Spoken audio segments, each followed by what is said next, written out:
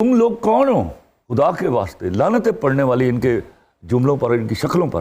तुम लोग मेरी इंसल्ट नहीं कर रहे हो, याद रखना मुझे अल्लाह ने दिया हुआ है, उसकी इंसल्ट कर रहे हो जो अल्लाह ने दिया, और अपने मुल्क की इंसल्ट कर रहे हो। शर्म करो थोड़ी। मैं इंडिया गया पहली दफ़ा तो ट्रेन में एक बड़ा मज़े का वाक़या है।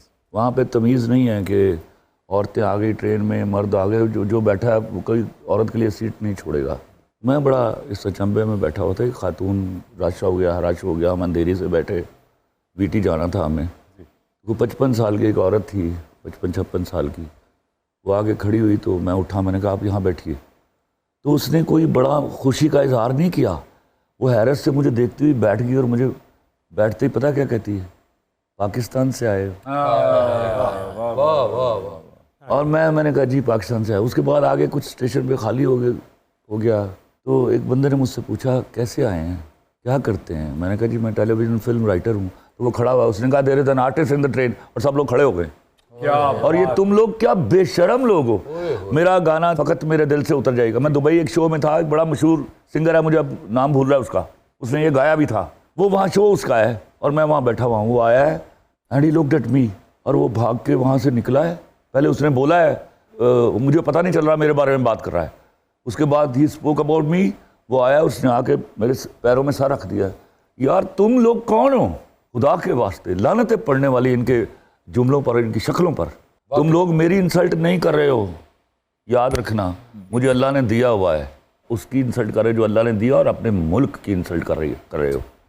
शर्म करो थोड़ी। काजी, लाहौर के एक मखसूस इलाके के हवाले से एक वेब सीरीज बनाई गई पड़ोसी मुल्क में, जो आप लिखने वाले इलाके क्या बात करते हैं, सीधा हम हीरा मंडी की बात करें। जी, तो वो आप लिखने वाले थे पर नहीं लिखी, क्यों? देखिए मुझे फ़ोन आया 2011 में, पहले जी 40 मिनट की गुफ्तगू थी, और उनका अदब भी मैं इस कदर करता हूँ जी कि आपकी सोच है। क्या बात। तो मुझे उन्होंने आखिरी एक जुमला कहा कि खलील साहब, बड़ी आजिज़ी के साथ, हम छोटे लोग हैं, लेकिन किसी को फ़ोन करें तो वो सुन के खुश हो जाता है, लेकिन मुझे नहीं लगा आप खुश हुए हैं। मैंने कहा मैं उसकी वजह बताता हूँ आपको।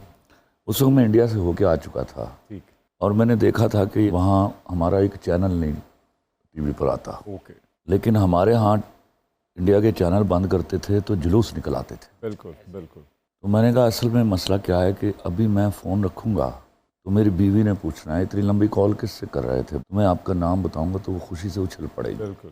लेकिन जब आप फ़ोन रखेंगे और आपको कोई पूछने वाला आपसे पूछेगा और आप बताएंगे कि मैं खलीलुर रहमान कमर से बात कर रहा हूँ, तो वो पूछेगा कौन खलीलुर रहमान कमर। इसमें मेरा कसूर नहीं है, इसमें आपके इलेक्ट्रॉनिक मीडिया का कसूर है। बिल्कुल। हम आपको जानते हैं क्योंकि हमारे यहाँ आपके सारे चैनल आते हैं। यस। आपके लोग हमें नहीं जानते इसलिए कि हमारा कोई चैनल वहाँ नहीं चलता। तो मैं आपको सिंपल ऑफ़र देता हूँ, जिस दिन मैं आता हूँ वहाँ पहले तो खबर लगवाइए, ठीक, बिल्कुल, वो आ रहा है, फिर आप इलेक्ट्रॉनिक मीडिया और प्रेस मीडिया दोनों वहाँ एयरपोर्ट पे मौजूद होने चाहिए, क्योंकि उस दिन वहाँ खलीलुर रहमान कमर नहीं उतरेगा, वहाँ पाकिस्तान उतरेगा। क्या बात, क्या बात, क्या बात, क्या बात। उसके बाद मुझे बॉम्बे की फुटपाथ पे बिठा के लिखा लीजिएगा, मैं आपको मुफ्त लिखाऊंगा। वाह। दूसरा, उन्होंने मुझे एक बात कही कि खलील साहब ये आपके लिखने की फ़िल्म है। मैंने कहा खुदा की कसम ये मेरे लिखने की फ़िल्म है। उस वक्त इसका नाम हीरा मंडी नहीं, मंडी था। ओके। फिर ये फ़ोन आया मुझे 2014 या 15 में, क्योंकि मोदी की गवर्नमेंट आ चुकी थी। मैं क्या हूँ तो फिर सोचो भी ना कि मैं लिखाऊंगा।